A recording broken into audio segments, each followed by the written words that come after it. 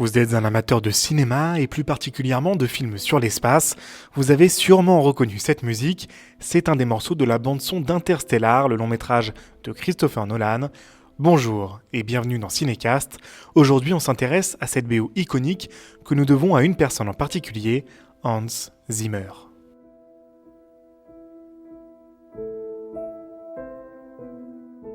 Tout le monde se l'arrache, c'est le compositeur de films le plus prisé d'Hollywood. Chaque long métrage sur lequel il travaille devient un classique du cinéma, surtout lorsqu'il collabore avec son ami de toujours, Christopher Nolan. La trilogie Batman avec The Dark Knight par exemple, qui est un pur chef-d'œuvre.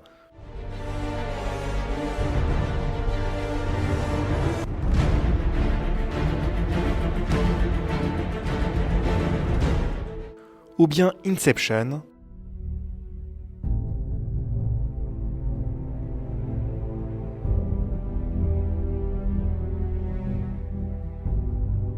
Oubliez tout ça, puisqu'aujourd'hui on s'intéresse à Interstellar, tout simplement puisque la bande originale du film a été imaginée de façon très incongrue, vous allez voir. Tout commence le jour où le réalisateur américain envoie une lettre à Hans Zimmer, il lui propose un défi. Il lui demande de passer seulement 24 heures dans l'écriture de la musique du film. Le principe est à la fois simple et compliqué. Le compositeur n'a le droit qu'à une seule page de texte, l'histoire d'une relation entre un père et sa fille qui va prendre un tournant inattendu. Rien ne permet à Hans Zimmer de trouver l'inspiration, rien. Aucun texte, aucune image. Christopher Nolan ne lui donne rien sur quoi il pourrait se reposer. Un seul indice, la filiation. Un père très proche de sa fille qui doit la laisser. Le compositeur ne sait pas encore pour quelle raison. Une relation fusionnelle qui prend fin et brise le cœur de la petite fille, mais aussi de son papa. Très peu d'informations, et pourtant, Zimmer relève le défi.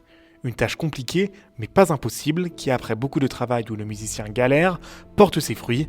Le cinéaste tombe littéralement amoureux de la proposition du compositeur. Hans Zimmer va alors connaître le thème du film sur lequel il a travaillé tant de temps.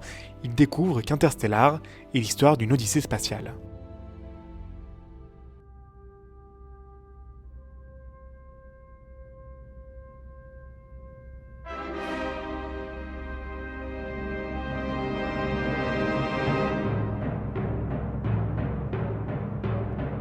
Cette nouvelle chamboule l'esprit de Hans Zimmer, qui pense alors que sa création ne colle pas du tout au synopsis du film, mais le réalisateur sait exactement où se trouve le cœur de son long métrage, l'histoire d'un dilemme menant à la séparation d'un père et de sa fille, et c'est justement ce lien qui est au centre du long métrage, c'est la véritable clé de voûte de cette odyssée spatiale.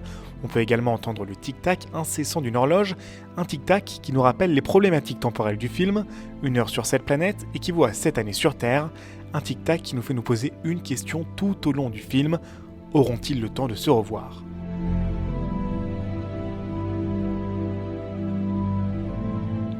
Le film est un véritable carton, évidemment, tout le monde en parle, tout le monde s'identifie au personnage, il a un impact monumental sur la pop culture, et surtout, la musique, 3 notes jouées, et tous ceux qui ont vu Interstellar reconnaissent la bande-son du film, une musique qui émeut beaucoup, et qui rappelle les moments prenants du long métrage.